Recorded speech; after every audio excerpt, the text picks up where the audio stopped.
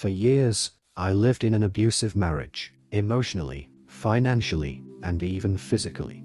My husband controlled every aspect of my life, cheated on me, and blamed me for it all.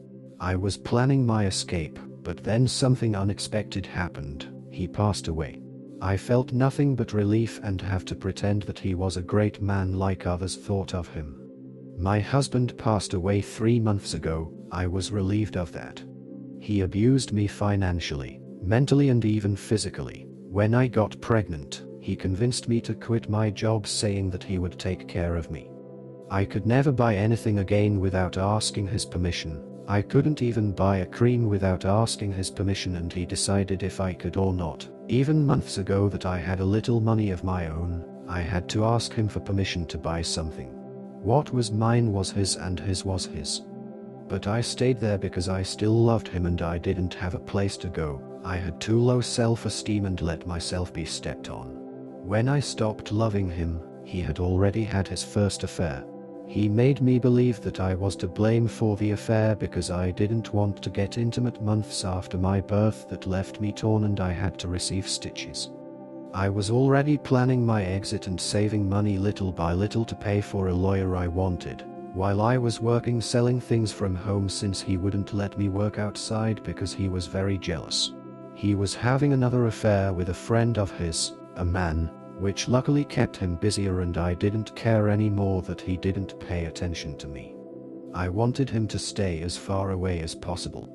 I knew that man and he knew me. I could have made a big fuss, but I didn't. I kept quiet, planning my way out while he and that man slept together in secret. I only felt disgusted by my husband, nothing more. But my husband died in a way I never would have expected. He is now a martyr. When someone dies, all the sins of that person disappear. Because that's what even my family thinks. Those who knew about his affair and how he manipulated me are now talking about how good man he was, and we shouldn't insult someone who's dead. Everyone around me talks about how beautiful our relationship was. His family talks about what a great man he was and how always he focused on giving everything to me and our kid. His affair partner hugged me at the funeral, saying that my husband loved me. His friends told me what a great person he was. Everyone talks about how good but he was and how he is now an angel in heaven. And I have to pretend to be sad. The day he died I cried a lot, but not out of sadness. I cried with relief and I felt free. It would have taken me too many years to save to pay for lawyers with my little store without him realizing that I was keeping money in secret. He would have kept everything. He would have made my life a hell, and I know it because he had told me so every time I stood for myself. But now I have the house, I have everything, I have the monthly money for being a widow, I have my children totally with me. I have started the psychologist. Everyone thinks that I do it to cope with my grief, but no, it is to overcome the abuse I suffered from him.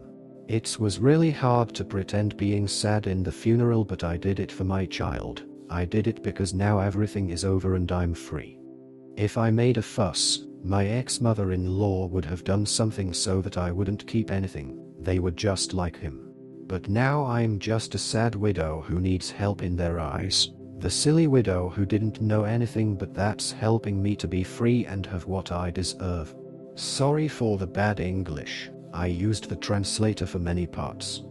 Edit. We are not from an Islamic country, and here same-sex couples can live and marry freely. He just cheated on me with a man like he cheated on me with a woman. I guess he was bisexual. Update 2 months later. It's been several weeks since I last posted, and I didn't expect my post to end in another places.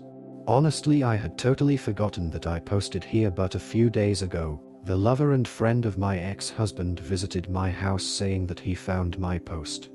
I have started calling my deceased husband that way. I don't want to be eternally tied to the idea that he is still my husband even after death. Death did me the favor of separating us.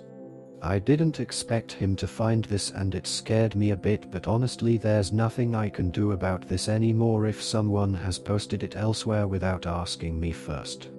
One of my sons let him in when I hadn't heard the doorbell, so I had no choice but to let him in to not make a drama in front of my kids, and I wanted to know what he was going to say. Once alone, he told me that he knows that I know about him and my husband having an affair because of the post I sent to TikTok, although I never did any post on TikTok. That's why I think someone uploaded this there. He told me that my husband was not the best husband, but he was a great friend to everyone and a very hardworking man to everyone. That even his family misses him too much, and even though he had his mistakes in the past, that I should let go of the past and stop digging into it because we're all better off like that. He was insisting for a while, to such an extent that I felt intimidated by him, to the point he reminded me of my husband, and it is the first time that I have that feeling with a man that is not my ex-husband. I can talk peacefully with them, but this situation made me feel on the verge of a panic attack because of his attitude. He's basically scared that I'll tell everything. He's gay and I don't know if he has a boyfriend, but maybe he doesn't. That's why he doesn't want me to say anything about their affair. I've been a submissive woman for years. My ex-husband turned me into a fearful woman that I wasn't before.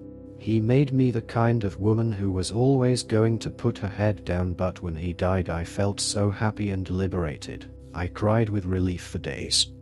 And when this man came into my house to tell me what to do, it was like seeing my ex-husband again, giving me instructions about how to behave and what to do.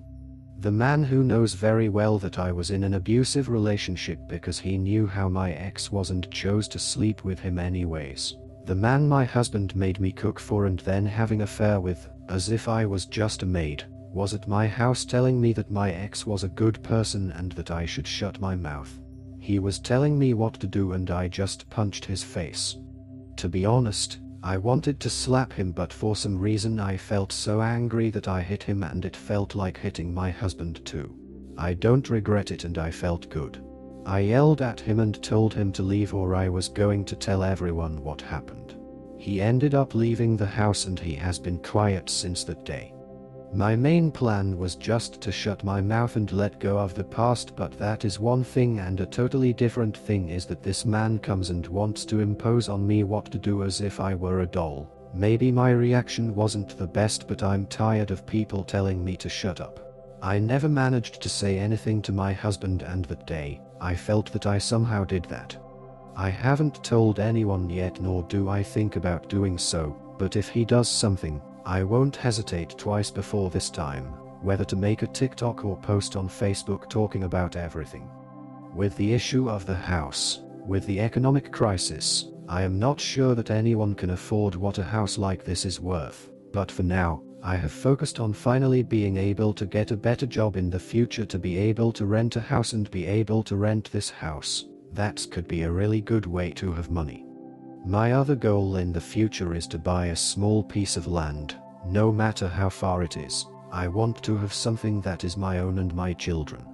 My children don't miss their father too much and I understand them. It has taken me a while to get them a child psychologist, but recently they started to go to their sessions and they are doing well. I also go to a psychologist.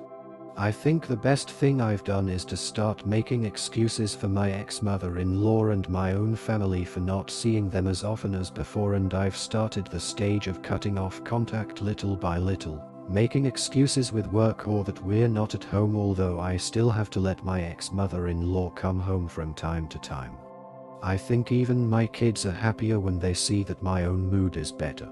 I doubt that many people are interested in this, but thank you for the messages I received. Although many do not understand that cultures and laws are different, and here buying a house or moving to the other side of a country in a month is impossible for many.